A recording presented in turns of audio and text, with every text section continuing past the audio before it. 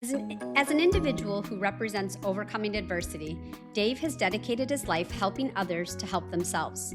As a former Air Force combat aircrew member, Dave's job entailed mid-air refueling of the once highly secretive SR-71 Blackbird and the F-117 stealth fighter. On active duty, Dave was selected as California Volunteer of the Year. Dave has received personal accommodations from 4 U.S. presidents. He has also been honored as one of 10 outstanding young Americans, and later was the only American to be honored as the outstanding young person of the world. Dave is also the recipient of the National Jefferson Award, which is considered the Pulitzer Prize for public service. Other recipients include Sandra Day O'Connor and Colin Powell. Dave is the author of 9 inspirational books. His books have been on the bestseller list for well over 13 years combined. A Child Called It, alone, has been on the New York Times bestseller list for well over 6 years. Dave is the first author to have 4 #1 international bestsellers and to have 4 books simultaneously on the New York Times bestseller list. Recently, Dave has served as a California fire captain in 2 separate districts. For nearly 10 years, he was deployed to the state's most horrendous fires. Please help me welcome an individual who believes that our only limitation is ourselves, Dave Pelzer. Well, Dave, I am so excited. When I first decided to start a podcast, I was so scared. And I don't know if your assistant had shared this with you, but I had reached out. And when I sent the email, I said to myself, why would he want to be on my podcast? And I was so amazed when she responded back. This was last year before I had started it. And she I said, remember yes, it was a process. We were so busy, and we're still yeah, busy. I mean, yes. And that's why I really, really appreciate that you're willing to do this.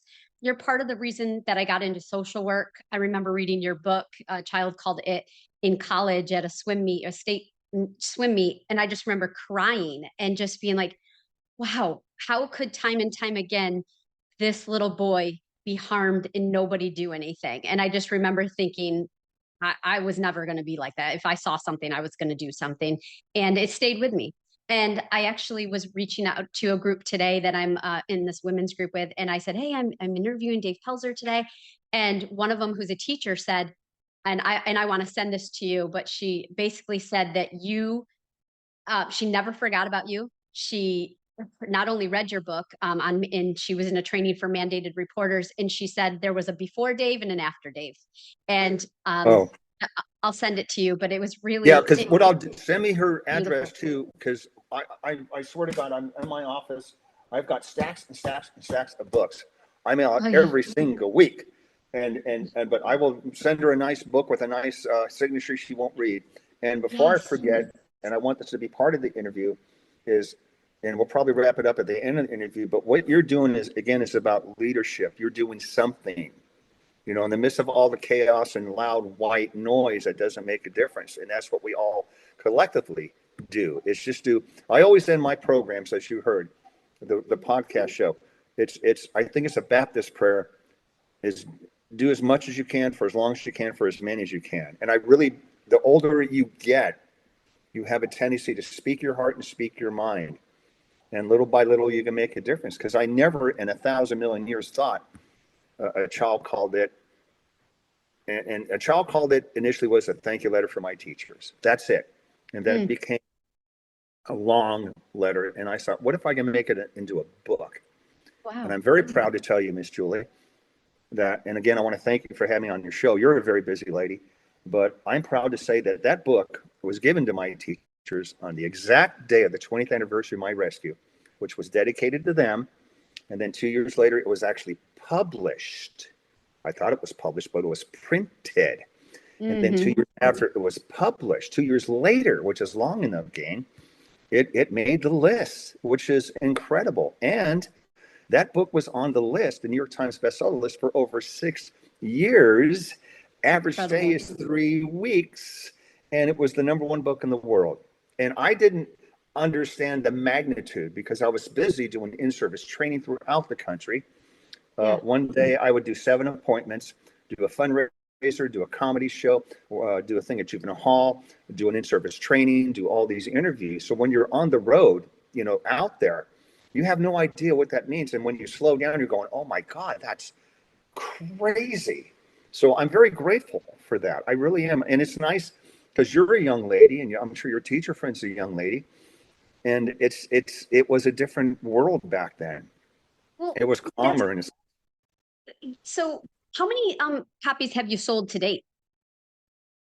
I don't know. I'm You sorry. know, Okay. Let me, abacus. I millions, know millions. it's definitely in the millions of millions. Yeah, You know, yeah, and people think, oh my God, you've got millions of dollars. And well, it's a business thing. There's a very small net, which is yeah. fine. I didn't understand it at the time. There's Mm. gross, stuff like that, but it is definitely in the millions. And then you think too, uh, I've written 9 books total. And back in the day, I think, one of the only authors to have 4 books simultaneously on the New York Times bestseller list. That is just crazy. My Cool. publisher in New York, and I can't believe I'm saying that, but my publisher from New York, you know what I'm saying? He would call me every Wednesday night and say, "Oh my God, the numbers came in," and because that's a huge thing. It's Yeah, like you're in Hollywood and the movie grossed. Okay, this is Avatar on steroids. Okay, here's the yeah, money. So yeah. it's a different thing. But I will also say this, Julie. I'm actually more proud that when I was allowed to serve in the military, they didn't want a high school dropout foster kid that stuttered. And I had the worst job in the Air Force, and I got the best job, mid-air refueling, with Mm. that SR-71 Blackbird and stealth fighter. And Yeah. then I took that to working in juvenile hall and slowly getting involved in child abuse prevention. And then I was the state volunteer of the year while on active duty. A lot of people didn't know that. And then my heroes, when I was a young boy, was Orson Welles and Chuck Yeager, Walt Disney, uh, Wow. Christopher Reeve, who played Superman, and Hmm. Bancroft. And I became one of the 10 outstanding young Americans. Then the next year, the only American to be the outstanding young person in the world. 4 presidents, they put your arm around you. You're a good American. Thank you, boss. Okay. Yeah. And then years later, I was the recipient of the National Jefferson Award, which is the Pulitzer Prize, Lifetime Achievement of Public Service. And Yeah. then at age 52, oh, I'm getting tired. I better retire. And at 52, I became a firefighter. 3 years later, a fire captain. And then years after that, I served 2 separate districts 24/7, 7 days a week. And to Nice. me, it's an adventurous life. And that's the message I'm trying to give to your listeners. Mm. Your past does not have to define who you still are. You Yeah. decide. Whether you do or don't, you made a decision. And I also say this, and I'm getting a little on my soapbox here, you survived for a reason. If you've been through a bad divorce, or maybe you had a bout with cancer, you survived to be happy, not crappy. It Mm. just breaks my heart, Julie, when people say, oh my God, I'm a victim of abuse, a victim of abuse. Stop. My friend Julie, who survived cancer, is not a victim of cancer. She fights and survives to be happy and hopefully to be productive. And that's what I've been trying to do for the last, 40 plus years. So, out of all of those accomplishments, I mean, you're 65 years old now, and when you look back at Whoa. I'm all, very young. I'm young and fun. you are, and you look great. But what are you the most proud of outside of the titles, the books, the accomplishments? My What would son, you say your my son? son, my Yeah, son. yeah. But now I have another love. I do have another love. SJ, my grandson. Uh-huh. He's God bless him. He's on the low end of the scale with autism, Hmm. but man, is just a hurricane. And I Yeah. just love, my house is designed for him, whether it's the keyboard or we have 4 turtles, and he named Mhm. one of the turtles a Monster Jam truck, monster truck. Okay, all Oh right, yeah. yeah, that's how it is. But no, I'm really proud of that, and I'm also proud that God or whoever allowed me to be happy because, even if I'm not at my best mood rather, I try to go out there and thinking, okay, there's other people I can help, and that really makes me very happy. Particularly, Yeah. all that's going on in our country. A lot of people are not doing too well, and my Mm. job is I have a program. I do 3 good deeds a day. I make people laugh 3 times a day, and I try to do nice things for myself 3 times a day. That's And awesome. it's just And an everyday this thing. this is what I kind of want to in this interview is to kind of grab some of that stuff from you, is to understand how and why you're able to do that. So let me ask you, so fatherhood is your biggest and That's most my biggest achievement. achievement, and you broke the cycle of abuse. You chose to break the cycle, which then affects generations, right? Like, this is amazing. You Yes. literally are impacting generations. In A Child Called It, you write about enduring this extreme abuse at the hands of your mom. But what did that abuse do to young David? To, like, what did you believe about yourself at the time? Because I Well, think it's important to show yeah, then in and how that, and you've that's progressed. and that's a great question, because it's almost like when people say, "Hey, Dave, how come this went on for so long?" And I say, you have to slow down. What you're talking about, you know, years ago, 40, 50 years ago, is not where we're at today. Mhm. I really thought that when parents were perfect, parents were molded. They weren't human beings. They weren't ever young. And I really believed, I loved my mommy. And I Yeah. really believed my mommy loved me. But then Mhm. mommy changed into the mother, a different persona. As Yeah. adults, I'm a man. I bring home I work, so I have coworkers, I have friends, I have a wife, I have a lover, a friend, I have a child. We're all these different dynamics. And I saw as a child the mommy dynamic shrinking, and the controlling mother would act different when my father was away, which is normal. We were in that matriarch that the father knows best, and Yeah. women run the household.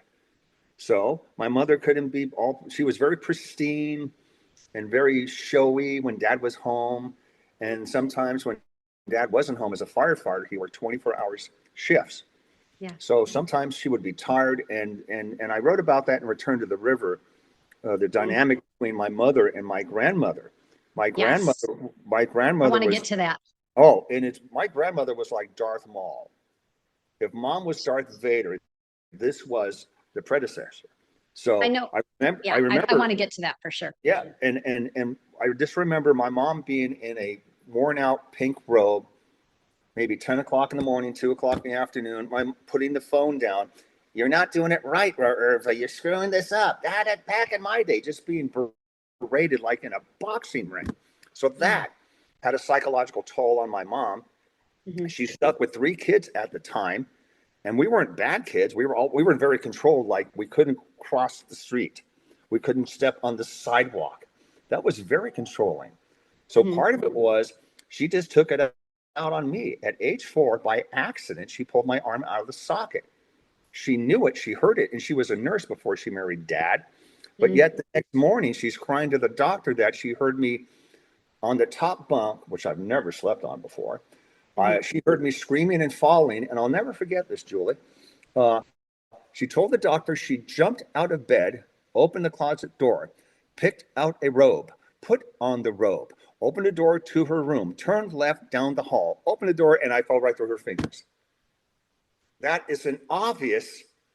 Okay, here we go, ladies and gentlemen. Let's take a science test. Can you see this? Wow, that's Yeah. less than a second. Do we have any Wow. questions? And Wow. yet the doctor knew. She told the same story to my father, who is a firefighter, and I knew to keep my mouth shut. So that's number one. Hmm. I know the situation, but I thought parents were perfect, and I must have done something wrong. I deserved this treatment, which later on, in age 8, and age 8 is important in psychology. The first 4 years are the maternal trusting years, the intimate years, the bonding years. Right. At age 8, basically 90% of your psyche is filled. I want to be an astronaut. I want to be a dancer. I want to do this. I want to do that. And how you see yourself going out in the world, or how you think the world looks at you. Well, at age 8, she burned my arm on the gas stove that you read in A Child Called It. And I had to change the equation. I'd rather have her hit me than burn me further. So basically, my brother comes home early from a Boy Scout meeting. She throws me downstairs in the basement, and that's where the boy lives. Hmm. So we go from David to the boy. We go from mommy to the mother. And I'll never forget this. Sometimes in life, when the worst things happen to you, you have to do something. You either swallow it or and continue on with this relationship that's not going to change. It's only going to get worse. And I'll never forget this, Julie. I raised my arm and it had blisters from the palm of the hand all the way to the bicep, and I licked it, which was stupid. And I said, don't do that again. So that's a learning thing. And I basically said, okay, mommy is gone.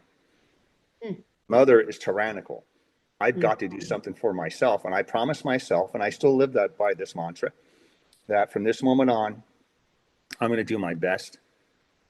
From this moment on, I'm not going to quit on myself. So hence, I developed little plans. Kinesiology is tighten up your body. If mom doesn't feed me, I'll steal food from the kitchen table. I'll steal food from garbage cans, which eventually went out to me being starved. And I'm very sorry to say this. I would take Twinkies or sandwiches from the kids at school, but I had to adapt because Sure. children, if you leave them alone in a room, they might scream and cry and walk around for a while, but after a while, they'll just take a nap. They'll find something to play with.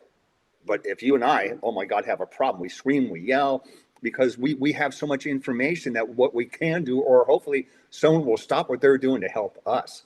So it's a very linear situation of So being resilient.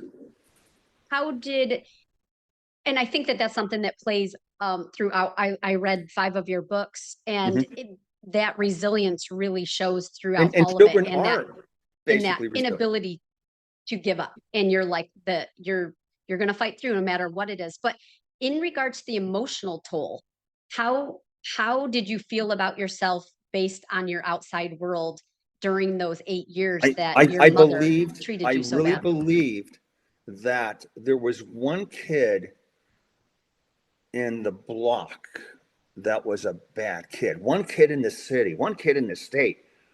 I just happened to be the bad kid because I was brainwashed. And then Yeah.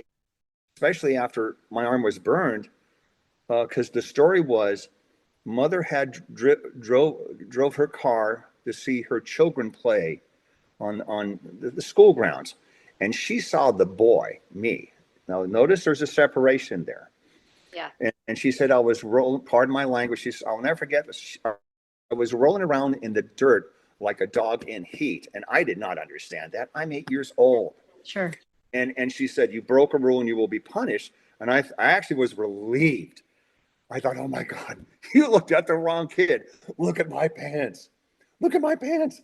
But I Yeah. was not allowed to talk. Mm. So I Yeah. couldn't tell her that because I've been conditioned so Yeah. much. So there was an emotional toll. And I just thought, one, I'm a bad boy. But after she burned me, I'm going, this is on her. Because I Mm. used to pray. I thought God lived at the end of the rainbow. When I was allowed to sleep with my brothers, I would actually clasp my hands, praying, and I would basically, don't screw up, make her happy, stay out of her way. My father's like, stay out of her way and just do what she wants. Shoot, gosh darn it. Yeah. And then Yeah. you'll see this again in more in the return to the river, his betrayal, because he would always say, one of these, David, one of these days, I'm going to Mm. put my foot down and I'm going to have a Yeah. talk with that woman. And I'm going, Yeah. okay, I'm 6 and now I'm 12.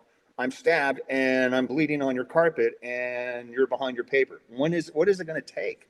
Yeah. So you see And, all these and different dynamics. and that's definitely something I want to get to too. But let me ask you this.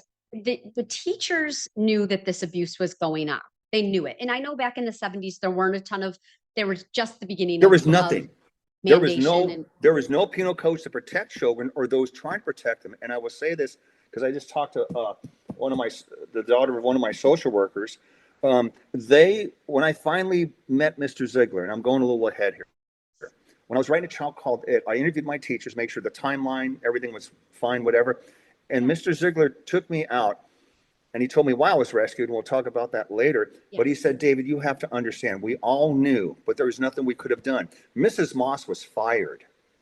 My second grade teacher was fired because she got too close to me. And that was damning to me. I thought my mother killed her. My teachers would go home or go to the bar and cry and just scream because there was nothing they could have done. Miss Moss was going to kidnap me, for God's sakes. Wow. Yes, this was desperate. This Wow. was so Yes. desperate. But Yes. the joke is, she said she was fired from that district, but hired in another district because my mother threatened to sue the school district for putting her nose in no one's business. And that's how it was back then, the threatening and forbidding. But I will say this against Miss Moss. She called my office many years ago when the book was doing well. And says, I was going to kidnap David Pelzer. Really? You were? What were you going to do? I had a VW car and I was going to take him to the beaches of Mexico. I'm going, darn it, why didn't you do that? Wow. Because she was a hottie. You know, everybody loved Miss. She played the Beatles. She had that beehive hair thing going on. Uh-huh. But you Aw. have to understand the collateral damage, you know, to them, the teachers, or my neighbors, my relatives. And I Yeah. feel so Well, terrible about that.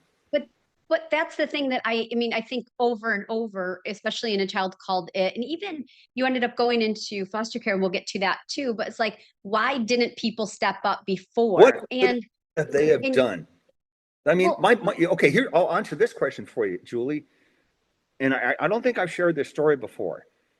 I will never forget being in the basement, you know, and sometimes they had parties and they threw me in the corner of the basement. People would walk by me. I mean, neighbors would walk by me and whatever. And like, oh, that poor child. And my mom would always say, oh, the boy, it is sick. I don't want it to spread germs to. That's why I have the boy in the basement. And yet the neighbors will go, she's been saying that for years. Someone should do something. Yes, someone should. Oh, can I have a piece of pie? It was like yeah, an inconvenience. But at the same time, because my grandmother would be interviewed when the books were and she said, I'm not saying it happened, and I'm not saying it did. And I'm thinking, okay, the follow-up question is, what are you saying? And my grandmother, who psychologically and physically abused my mom, a lot of people don't know this. She was the first one to call Child Protective Services against against her daughter. wow, yeah, And they came it's in to look at amazing. her. And well, the boy looks good. See you later. So, can you It was a share? different world back then. It's almost like, why didn't we get more involved and stop those Nazis? We should have done something different. You know, I don't know if there's an answer, but I believe everybody did as much as they could. And I didn't know until I was much older that they kind of put me on their prayer list, or the fact that they were thinking about me when I'm Yeah. dying in the basement. And that makes me just feel so much gratitude. It was a different Yes. world. So, can you share with us? I know you talk about it in A Child Called It, but can you, and then later on, I thought that it was great when you shared how you did go back and see Mr. Ziegler, and he told you, we Yeah. all knew in the day that you were rescued, there was a pivotal reason, your wounds. Can you Yeah. And share that day? yeah, I did not, my world was hypersonic. Like, okay, I have to do the dishes here and I can steal food here. Or if I run from the home to the school, I might get a Twinkie somewhere. But I feel like a movie. If you look at my writing, I feel like a Christopher Nolan. You know, there's an opening, middle, and a third act, Yeah. and they're all, you know, this coordinated together. They're all sewn in there. And the day of the rescue, I remember, um, I was sleeping downstairs in the basement. I was supposed to wake up an hour before the family upstairs woke up. And in the darkness, I was supposed to sweep the garage. Okay, this is how crazy this was. Well, Yeah. guess what? I guess I overslept. And by that time, though, I wasn't physically resting because this was the weekend I thought my mother was going to kill me. And this was Right. like every day she would feed me a sentence that the boys are going to spend the weekend with my brother, her brother, and then we'll have all the time we want alone. My parents were separated, so therefore my father was gone. Even though he didn't protect me, I felt the sense of protection. And I really thought, oh my God, this is the weekend I'm going to die. And I couldn't really sleep in my mother's house, even in the basement, because she would sometimes stand over me, like alien, you know, like so close. And I mean, sometimes I urinated on myself. I was so scared. So I didn't get sleep. I wasn't eating. She was starving me. So my mind, and you saw it in the book, A Child Called It, you read about it. I remember going up the stairs trying to grab the banister Yeah. handle, whatever. And I kept slipping because my mind was thinking fast, but my body was shutting down.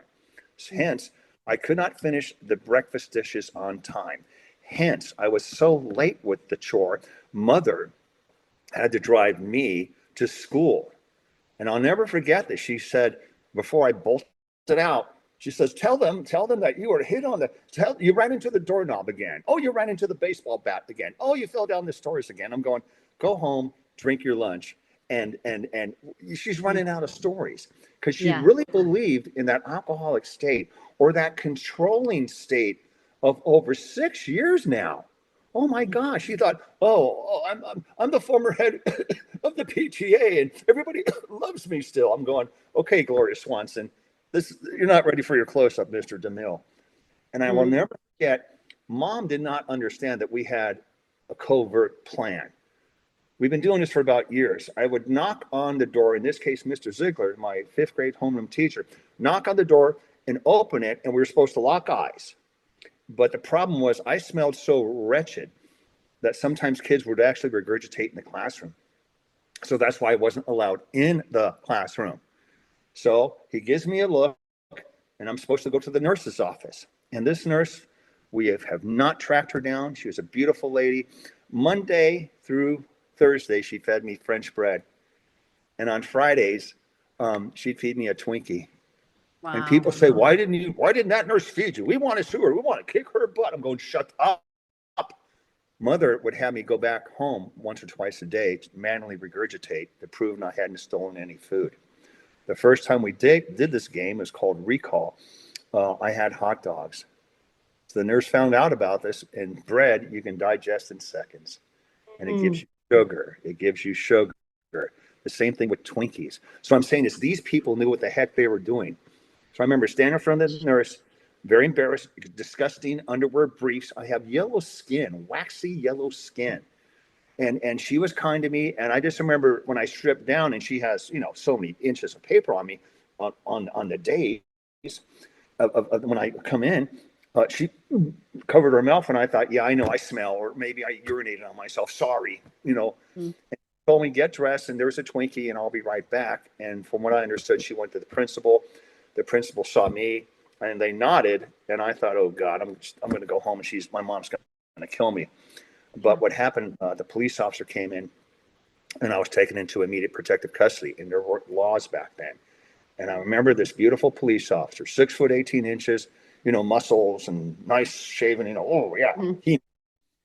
I remember he called his sergeant. I heard the conversation, and the sergeant says, okay, you have to notify Mrs. Pelzer. And the guy called, and he was nervous as can be. Your son's in protective care. You can call Julie at social services. And we got in that car, code 3, lights on, blitzed. Because they were afraid mother would come to the police station and take custody of me, which legally she could have done. So that was the rescue. Now, to answer your question, let's go forward a few years. I'm having dinner with Mr. Ziegler after I gave all the teachers their books. And because I worked in juvenile hall and did comedy, they said, Dave, do a few presentations for us. Do something. Okay. And I would say, be good, stay focused, blah, blah, blah. And he took me out to dinner. And I'll never forget this, Julie. It was a nice, classy steakhouse, and line dancing was big back then. And not even, 3 feet away, there's these beautiful couples line dancing. The girls are beautiful, and the guys got their belt buckles and their hats, urban cowboy. Yeah. And they were beautiful people. And here, Mr. Ziegler, and he was the Clint Eastwood of teachers. He didn't laugh. He was so Gran Torino. I got eyes in the back of my head. And I know what the hell you're doing. Put that pencil down. And we looked at Johnny. He put the pencil down. We're going, wow. Yeah. So he was not a man of humor, but he was a man of amazing stature. And he said, we talked about you, David, and we prayed about you, and we're sorry we shouldn't have intervened earlier. We should have intervened earlier. We owe you an apology. And I said, Mr. Ziegler, you guys saved my freaking life. And he says, do you even know why we called the authorities, boy? And I remember, and here's the thing, I have recall. I have total recall. I'm a real smart guy. I act affable. I'm smart. But I somehow, that computer chip did not go in my memory bank. And I wanted to hear it because I'm a voyeur when it comes to psychology. But I was just looking at these beautiful people, the real people. And he said, son, you have to understand, you came into my classroom with no skin on your arms. And I went, wow. So here's Clint Eastwood. We're holding hands. We're crying. And I looked at his eyes, the magnitude of his pain. And I remembered Thursday, before the rescue, there was always the punishment of the day. My mom would dream up all this crazy stuff. And the worst thing was the ammonia and Clorox. She would put 50-50, whatever the mixture was, and it's a toxic fume. And it sounds like popcorn, and it's gray, and it has pepper, like whatever, fallout. And the first time she did that, I mean, I didn't understand it. And I breathed it in, and I thought, oh my God, gas goes up, you got to stay down. So what she did on this Thursday is she doused my limbs in ammonium chloride. I didn't even think about it because it didn't burn initially. I was focused, Miss Julie, on food.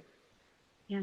If I can get the damn chores done, maybe I'll get some meat that's been out for 3 weeks that the dog didn't eat or lapped up. And I was that desperate. And that night, I remember a burning sensation. I thought, well, maybe I'm catching a flu or a cold. And I kind of passed out without passing out. Hence, my body is shutting down. Hence, I can't grab anything. That's why I couldn't do the dishes. And I remember saying to Mr. Ziegler immediately, I said, gray patches. He says, yes, son, you had these big gray burnt patches that you were picking off and leaving a trail of skin. Oh my. And that's when Ziegler, I guess, when I went to see the nurse, I guess, from what I understand, Mr. Ziegler talked to the principal, the school principal, and he went full Gran Torino. God damn it, Pete. If we don't rescue this boy, if we don't do something today, that boy ain't coming home. He's not going to come to school Monday because that boy's going to be dead. Well, and teachers were coming into the principal's office, which you didn't do. And they were just banging the principal's head. It's like, well, what can we do? Well, we got to do something. Yeah. And so that was the precipice. And it just makes me so upset. Again, people want to discover the cure for cancer. They're going to conquer Mount Everest. No, do something. If you see someone that's hungry, you're going to Mickey D's, buy him a Happy Meal. Yeah. Be nice to someone. Be courteous. You don't know what that person is going through. And it just makes my heart swell. And I'm so ashamed at the same time. And this is 50 years ago. Yeah. My God, to this moment, I would deliberately not talk to my schoolmates. I mean, they want to meet me and let's go out to lunch, let's talk. And I says, I can't do that, Mr. McCormick, because I stole your food. I can't do this for that. Or even yesterday, I was talking to the daughter of a social worker. Hey, let's meet. And I'm going, I can't do that. I'll talk on the phone. I'll sign you books. But I just can't cross that line because I'm still ashamed. Wow. I went to Miss Woodward's, if I may. And by the way, we're going to have to do a part 2 interview. I'm telling you right now, we're going to have to do part 2. It's going to be great. I had the honor of, I have a photo behind me of Miss Constant, my little Greek teacher, 4'2", and a photo together with Miss Woodward. She was my 5th grade English teacher. And she actually told me that I was going to be a writer because my mother didn't want the secret to be exposed. So I tricked her by bringing home all these books because I'm so stupid. And I would do a book report. And I had very good cursive, lettering and what have you. Yeah. And she told me one time, you're going to be a writer. So I have a photo behind me that when I was a few years ago, and Miss Woodward, both of the ladies have passed. And I got the privilege of attending Miss Woodward's funeral service. And I'll never forget this. And I hope I didn't screw it up. The family had photos and everybody was saying, grandma did this, mom did that, blah, blah, blah. And they said, is there anybody here that would like to speak on Joyce's behalf? And this was like a moment I thought I was floating. When I go to church, I'm in the back pew. I just like to be in the back. It gives me privacy or, I just like to be alone. I remember walking to the podium and the first words I said something effect was, there's always one kid in the school that gets into trouble. Only this one kid, he just can't do anything right. And immediately there was a hush. And then I told the story about, my friendship as an adult with my English teacher. Mm-hmm. And I wanted to pay that tribute to her. I will say this too, Julie, and this is important for your listeners. And I'm glad we're doing the show because I want your listeners to take away, life is not fair, life is hard, but sometimes you have to fight, but you fight to be happy and successful. Mm-hmm. I really believe in that. But I've had so much luck. Everything happened in the right time. At age 4, I realized something was wrong. There was a secret. Mm. At age 8, I had to stand up for myself. When I was stabbed below the heart, in the area of the heart, I had to take control and step out of my comfort box to kind of, get my wound cleaned. And I will never forget this. I remember finally falling asleep in the bottom of the basement, and I dreamt that I can fly through the air, and I had superpowers. Children who come from highly dysfunctional families, whether it's abuse or divorce or drugs or what have you, they want to fly away from danger or fly to a safety Mm. zone. That's why Mhm. the Marvel comics or the DC comics, Superman, Batman, Wonder Woman, Yeah. they come from different worlds. And on the outside, they might be Clark Kent. They're affable, they don't fit in, they're kind of slow, they're kind of stupid, they're non athletic. But on the inside, that no one can see, you know that you are stronger than other people view you. And that's a powerful lesson. And it seems like you became your own superhero, because you realized that the only person that was going to save you, after, of course, your teachers helped you, but throughout your life, and I don't know how much time you have available, but I wanted to kind of talk about, your time in foster care and the mentors you had and, the life choices that you made because it seemed like you really became your own superhero. You saved yourself when other people weren't able to. Well, the answer to that question. I remember watching Arnie Schwarzenegger in a Netflix thing. It's a 3-part thing. The end of the 3rd part, he talked about the mistakes he'd made, and he kind of just, like snapped into reality. And he says, "Before I forget," he says, "I want you to understand that none of us are self-made. I was sponsored in America. They gave me a crappy room and a heating pad, and that's all I had. But at least I had more than I had before."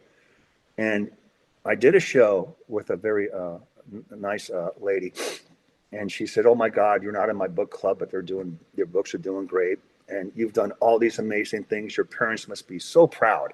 And the audience went, "Ooh," and the host did not understand. She made a snafu there, and I said, "Yes, my foster parents are very, very proud." So Mhm. here's an alien, a 12-year-old alien who lived in a basement. I know nothing about hygiene.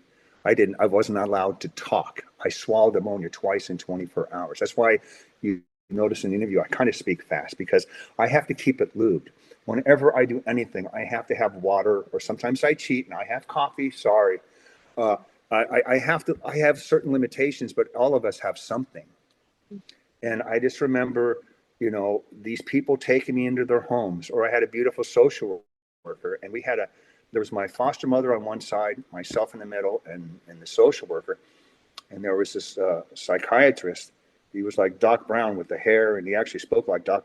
Good, jump in, gigawatts. And he basically said, because of the torture and the isolation, I was still hunched over. They said there's really not much of a chance for David to become normal within our society. Wow. And he also says something effective. By the time I reached a certain age, 20 or 18, it would be death or prison for me. And Wow. and, and my social worker was like, "What?" And my foster mother's in town were like, "What?" And I remember thinking to myself, dun dun dun dun dun dun dun dun dun dun dun Yeah. dun dun dun. Wow. You never believed it. You never believed it. And yet at the same time, my social worker, ooh, elbowed me to the side. And she social workers don't swear. Princesses don't swear. Is This lady didn't walk. She floated across the floor. That's how beautiful she this was. Miss Gold that you This you Miss coined Gold, Miss the Gold? social worker. Yeah, I trashed her Yeah. car, but that's another story, ladies and gentlemen. Statute of limitations. And she nudged me, and she said, "Don't you listen to that shit." Mm.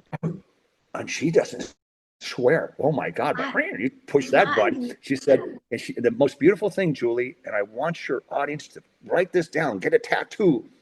She said, "If don't you listen to this shit. If you can survive all that you did without any help, without any training, what can you not become?" And I remember my foster mother would say the same thing. She says, "You know what? You know what? I expect greatness from you." What? I expect greatness from you. What does that mean? Well, look it up. Do it. You did all this other stuff. Just keep doing it. I'm going, da da da da da. Steve, I And that's think that's I try to tell people that you survive this. Even if Yes. you can survive cancer, you can survive the flu. You can do it. Dave, you ended up in I used to investigate child abuse, and I remember getting the opportunity to see you and listen to you speak in Fort Myers. And I I think it's just so incredible that the people that were placed in your life Yes, doesn't the seem to be right time, the typical. right place. Yes, Miss Gold. I don't, and I'm sure that's not her real name, but she was beautiful and had gold hair. And then your foster parents and your experience in foster care. When I read The Privilege of Youth, I loved that book because I was like, oh, he gets to have somewhat of a normal childhood. There wasn't a No, reoccurrence I of didn't. Yeah, abuse. And it was a really awesome book. And I love that book. I want more people to read it. And then you continue to just defy odds no matter what. Can you tell us about if the mentors in your life? You moved there, there, to this there cool was. place, Dinsmore. Yeah, yeah, and that's I love. And here's the thing. I mean, this was Robert Kincaid. This was Norman Rockwell. White picket fences, beautiful homes, trimmed lawns, perfect family, Catholics here and there. Oh my gosh! And yet behind closed doors, I learned years later. Oh my God, it wasn't so perfect. Uh-huh. However, in junior high, I used to work 40 hours a week. I didn't want to be homeless like my father was. High Yeah. school, I started working 40, 60 hours a week. And yet I somehow got dropped in this beautiful neighborhood, and I didn't where the work was like 5, 10 miles away, and you can't walk that far back and forth. Mm. So I took time off, and I met these two kids, and we were like the Three Stooges, and we were rascals, obviously. But I fell in love with Mr. Brazil because he was the mechanic of Yeah. the street. And I fell in love with Sergeant Michael. I just texted him yesterday, as a matter of fact. Sergeant Michael Marsh was like, the Hunter S. Thompson of Dunsmuir. Let me tell you, young squire, every dog has his day, but today is not yours. I'm like, what? Because I would Yeah. watch him and the words would just fall out of his mouth. And he was He's very, so cool. yeah, he is. He was cool. And I Yeah. thought, my God. And the secret evil plan was between the Three Stooges, I was going to marry Dory Brazil, which was Paul Brazil's sister.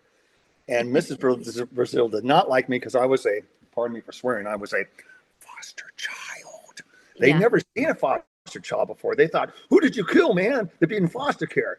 And we all Mm. were going to marry different girls from the block so we can take over the block and live happily ever after. Love that. Yeah. That did not really happen. And I love that book because it was supposed to be, as a writer, it was supposed to be a teenage version of Fear and Loathing in Las Vegas. Just the hyperness of it all. But it was really Stand By Me meets Wonder Years, meets the film Fandanga with Kevin Costner. And I loved that book so much because it was just a book of purity. It was a tiny, tiny bit dark. And I mean, it's sad. Mr. Brazil has passed away. Even my best friend Paul Brazil passed away. Now it's only Howie and myself. But I cherish that so much. The problem was when I moved away, I eventually got something called a driver's license. And that's where I think the prices for the whole block fell because we would watch a movie and do stunts. And the biggest stunt we did was I was in a vehicle. I'm looking straight forward. It's Paul and David, and we're going backwards at 40 miles per hour. And we're not looking at all. I'm just looking at the mirror. And I mean, people would freak out. And we developed this reputation. We would do stunts like jumping over this, landing on two wheels, doing this, doing that. Of course, it was to impress girls that we were such geeky kids. When the girls smiled at us, we thought, oh yeah, oh yeah. It's like, man, it was fun. How important would you say that mentors are to Oh, kids and to you? oh, How pivotal are they? oh, please. Besides parents and guardians, who has the most effect on life are these teachers. I mean, Hmm. and that's why I try to mentor as a fire captain. I can tell within 1 minute if you got it or if you don't, Hmm. and I remember Mr. Z tapping me on the shoulder before the rescue. And he says, "You're doing a good job, son. Keep up the work." And when I met him for the interview, I confess, I said, "Sir, you gave me a kudo and touched my shoulder."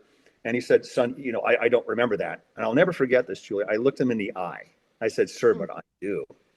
I'll meet a firefighter from years ago and now they're married with their own kid. And oh, Captain, you said this or did that. I said, one, I was doing my job, and two, you earned it. You earned the kudo. And again, it goes back to that doing 3 nice things a day. I'm very direct when I work with homeless people, and I have fed thousands of them. And sometimes I go one-on-one and go to the local store and make sure this guy likes roast beef and he likes potato chips. And yet one guy came up to me a few days ago, last week it was. He said, gosh, thank you for this, thank you for that. I said, okay. And I almost said, I don't remember, but I thought that would not be a nice thing to say to him. But again, it's the random purity of heart moments that it's like when I say, I love you, I love you, I love you. And you go, yeah, thank you, I love you too. But when you really, there's listening and there's receiving. Yeah. And when you can open up yourself enough, the gates of trust, and receive something, you can carry that with you forever. So I was definitely, and this is important too for your audience. And we did this in Return to the River. I believe that you meet people at a certain time in a certain place, or certain events happen, and it comes together. And to me, it's a blessing from above. When I wrote Return to the River, I wasn't doing too well. COVID was rampant, and I was just so exhausted. I lost my brother to suicide. I went through an unexpected divorce, and my wife and I still love each other. It's just she went in a different direction, and I understand it. And I was feeling very bad, very, very lonely and overwhelmed. And out of nowhere, my daughter-in-law texts me, hey, thinking about you, ha ha. We have like dark humor. And then someone else would text me or call me, says, you know what, I was thinking about you, Pelzer. And I'm going, oh my God, those are like a knock on the door. Yeah. So if this happens within a period of like 2 weeks, that's God kind of talking to you. Yeah. But if you get something like this 3 or 4 times a month, I think that's God screaming at you. And again, it's a deliberate thing. It's like this interview. Think about what you just said. You saw me when I had nicer hair and was a little bit thinner, and you were probably younger, and you're still, listen, ladies and gentlemen, she's a beautiful woman, Miss Julie here. Julie Haggerty, ladies and gentlemen. But think about when we first met and how you read the books here, there, everywhere, and talking to your teacher friend. That's not by accident. And we've been planning the show for over a year, if I'm correct, Miss Julie. Over a year. And I'm hard to get because I'm just kind of busy. But it's happening at the right time in the right place for a reason. I guarantee you, 10 people are going to send you a text or an email saying, you know what, I listened to the show and I was thinking about this, this, this, and this. It's the tumblers. It's the connection of attempting to try to be the best humanitarian that you can be. Because I will say this again. Well, I know what it's like to be less than zero, to be non-existent. I was an it. My brothers were not allowed to look at me. They had to walk through me, and they became bullies. My mom said, well, because your father left because it was bad. So they beat me up. I understand that. But I'm trying to convey, why should I not be happy? Yeah. Are you kidding? I can breathe. You know what? I was just watching this the other day, and I cry every time I see it. Movie called Castaway. He's a nice guy. He loves her, but he's just time, controlling alpha male. Okay. And now he's stranded on an island for over 4 years. What are you going to do? You got to do something. And then in the third act, they're flying him first class. He's in a hotel. There's mountains of food. Let's go fishing, Chuck. And they leave. And before they leave, hey, Chuck, so how's it going, man? What do you think of all this stuff? And you watch the character, Mr. Hanks. He has a glass of ice, and his hands are kind of shaking just a little bit. So what do you think of all this stuff? I'm fine. I have ice. I was doing an op in Iraq, and I came out of the field, and that's the first thing we did. They have this makeshift hut, and they had all these chefs from all over the world, and all of us were standing in line to get ice. I do something twice a week, Miss Julie, and this is very private. It's called Flower Friday. I have these beautiful vases, Baccarat, Lalique. You can Google that, ladies and gentlemen. And I fill my house with flowers every Friday. Everywhere I look, flower, flower, flower. And the big thing is, if I had Oprah money, which I don't, but if I did, I would have clean sheets every day. So on Friday, Clean Sheet Friday. Why? When I was stabbed below the heart, I thought the jig is up. She has to take me to the hospital. She can't hide this because blood was just spurting out. Yeah. And I was in and out of consciousness, and I fell on her arms, and I actually smiled because in my mind I'm going, oh my God, I'm going to go to the hospital and have clean sheets. Wow. I will never forget that. I mean, what I'm trying to convey is this. Again, you survive to be happy. You survive to be of service. And if you're not happy, then ladies and gentlemen, one, do not waste Miss Julie's time. Do not waste my time, please, please. If you had such a hard life and you're the biggest hard life story the world's ever seen, please go to Minnesota right now. Go to Oakland. Go to Detroit. Go to Somalia. Go to Yemen. Please look at the situation for what it was, not what you still think it is, and take a step and do something for yourself. And the best therapy, and this is important, Miss Julie, the best therapy we have in post-COVID, because this is, I mean, psychologically, we're screwed for the next 2 decades. The best therapy you can have is mental health for yourself. Do something for other people, and it makes your brain clear. You're going to sleep better, less arguments, better for your sex life, blah blah blah blah blah blah blah. And it's simple little things. And that's why I think, because I have been so blessed, the adventures I've been given, that I was not self-made, all the things that happened to me actually, and it's I can't believe that I lived that life. I can't believe, I mean, because I have certain things I have to watch out at my age. But it's like anything, I'll just have to work through that. And to have the opportunity to talk to you and make people laugh or make them stop and really, really think about, where are you at? Where are you going? And how in the hell are you going to get there? That's what this whole thing's about. When you have felt stuck in the past, because I think that we would be misleading to think that everything was smooth sailing for you and life was just always doors constantly opened, but that wasn't the case. You've No, had some down times and you persisted regardless. What because would I you say tapped to in. somebody who's I tapped into that bank.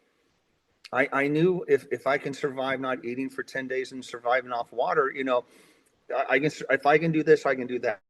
I'm going to try it. And I kind of liked it. This is kind of sadistic, particularly when I was young, because they said, oh, even like the Air Force recruiters, they said, there's no way in the world you're going to join my family, my Air Force. yeah. You stutter, you're in foster care, you're a high school dropout. We will never, never, never accept you. And I Never thought to say myself, never. da, da, da, da, da, da, da. So I came up with a simple plan. Let me see, recruiters, uniforms, shoes. I shine shoes. I came in and I would shine their shoes, 6 days a week, shine their shoes, grab any brochure I could. And I got a break one time. One of the recruiters goes, hey, what's da da da da da da da da. And I remember shining this one guy's shoes. I go, Chuck Yeager, 1947, Glamorous Glennis, Bell 1, Mach 1, first person Mach 1 exceed. What? Yeah, I was just one thing left to another. And Yes, again, I yes. got the worst job. They said, okay, we're going to finally give you a slot so you can get the hell out of our office and leave us alone. And they said, because of the scores, and I was in foster care, I was a swamp cook in Florida. Before you got discharged, dishonorable discharge, they throw you in the swamp to dishonor you. And it was a message, don't do this. Yeah. And I just sucked it up. And one thing led to another. And then I crawled on glass, and eventually I took any course I could. I got out of the swamp and took college courses. It took me 3 times to do algebra, basic algebra. Me too. Actually. And I I mean, failed it but 3 times in once college. I got it, I was off to the races, and that led to this, that led to that. I mean, you read the bio or the vitae, and it says, oh my God, the guy just opened up all these doors. But no, and I don't want anything really given to me. I always want to earn it. And I had to fight. And that's what it's just like, again, how do kids fight cancer?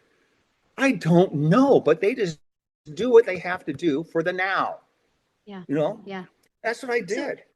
So Dave, one thing that I definitely want to talk about is forgiveness, because throughout the themes of all of your books, that seems to be kind of an up and down thing too, right? And I think that as you get older, you start to have different perspective on life and you start to understand maybe what was going on with your parents. And so what was your forgiveness journey like for both of Well, your parents? I knew the one thing is I knew my mommy was sick Hmm.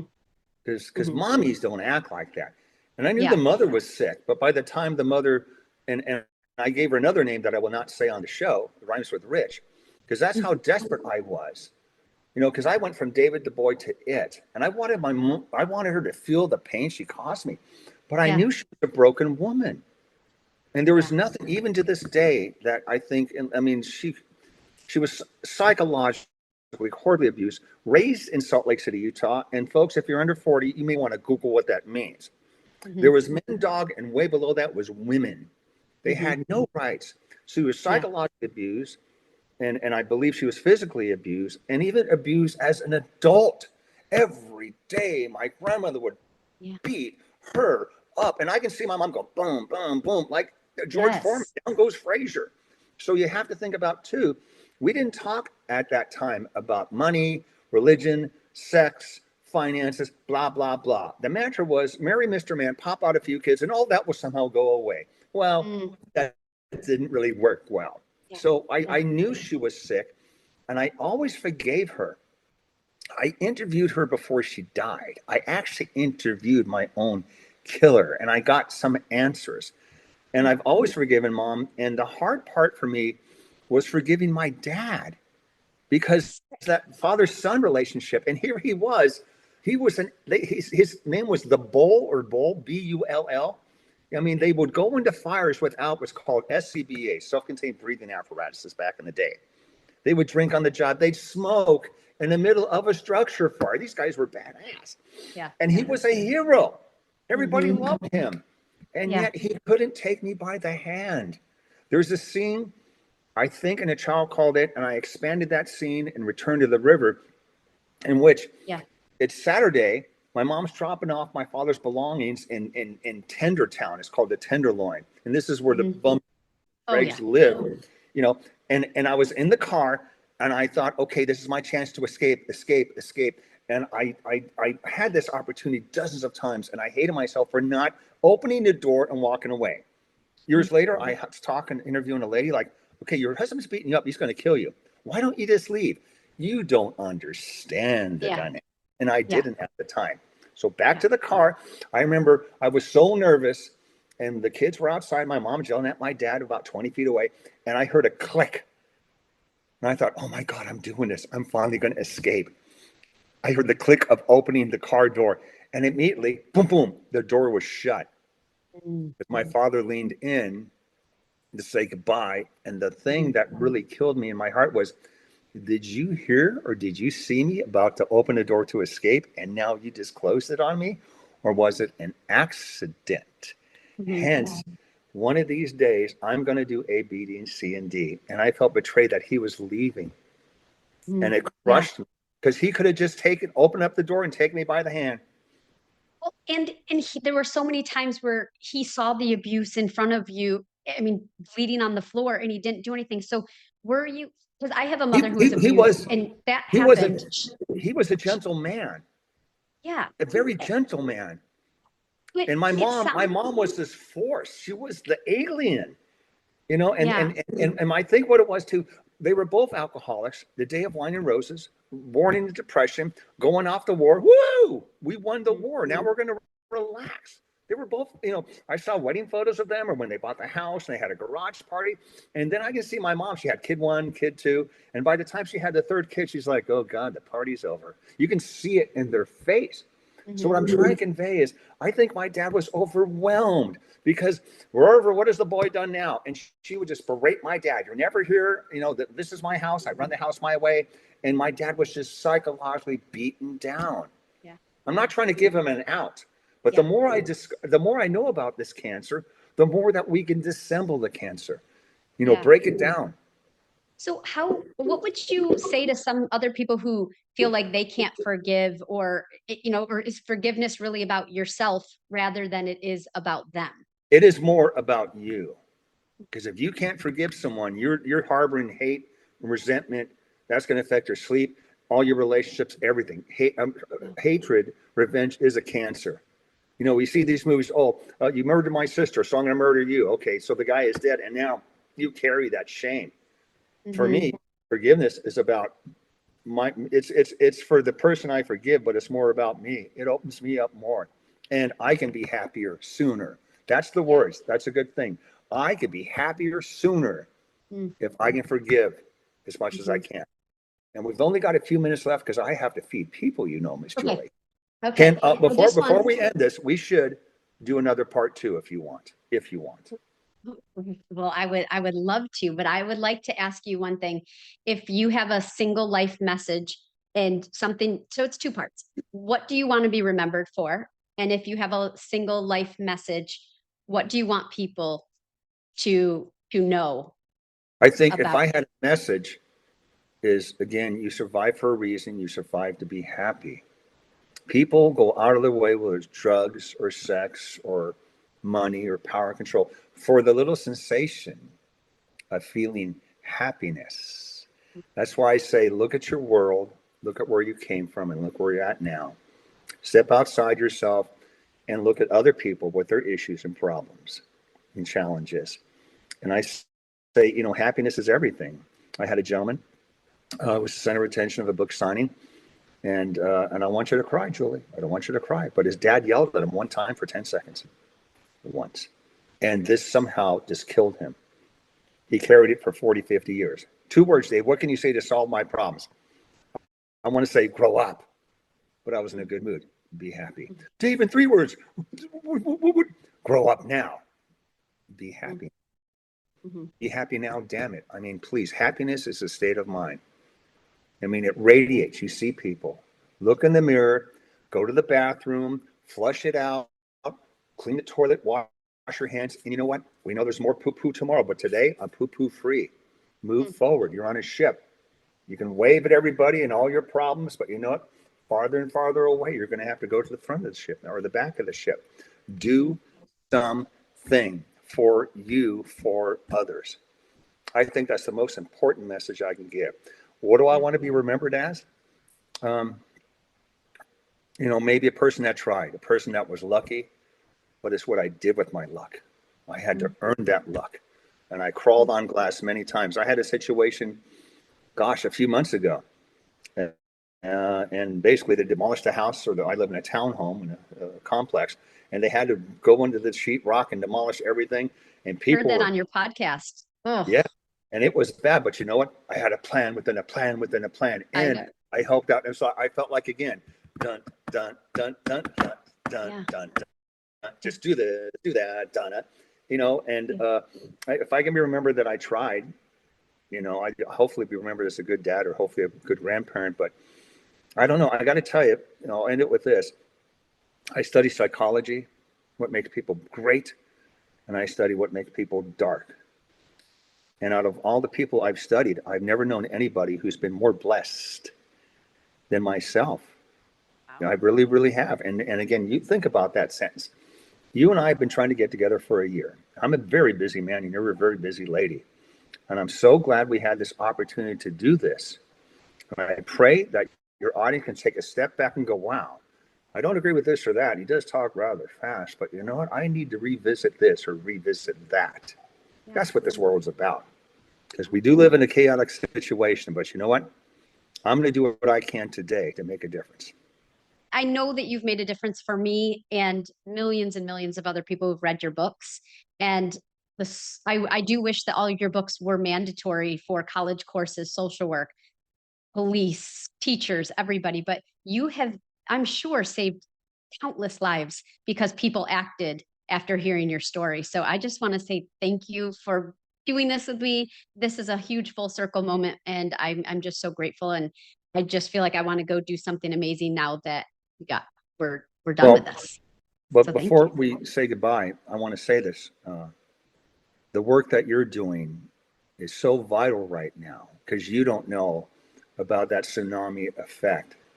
Because in the movie, I think Castaway 2, it's not only does the guy have ice, but he says, keep hope. You never know what the tide's going to bring in the next day. And think about what you're bringing in. So I appreciate all the works. If I am at a level, you're definitely just a couple spaces or footsteps behind me at your level. The work you're doing is needed. And you, my dear, are making a difference. And I will say, God bless you, and God bless your family, and God's blessings to your listeners. Thank you so much, Dave. I appreciate it. Okay, my dear. Until next time, America, good day, good luck, and God bless. Bye. Bye. Here on From Dark to Light, we believe that resilience isn't about pretending the darkness never happened. It's about learning to rise from it and letting our scars tell a story of strength. If today's episode spoke to you, I hope you'll share it with someone who may need encouragement on their own path. Subscribe on YouTube or anywhere else that you get your podcasts. And as always, thank you for joining me in shining a light on the power of the human spirit. Until next time, I'm Julie Crawford, and this has been From Dark to Light.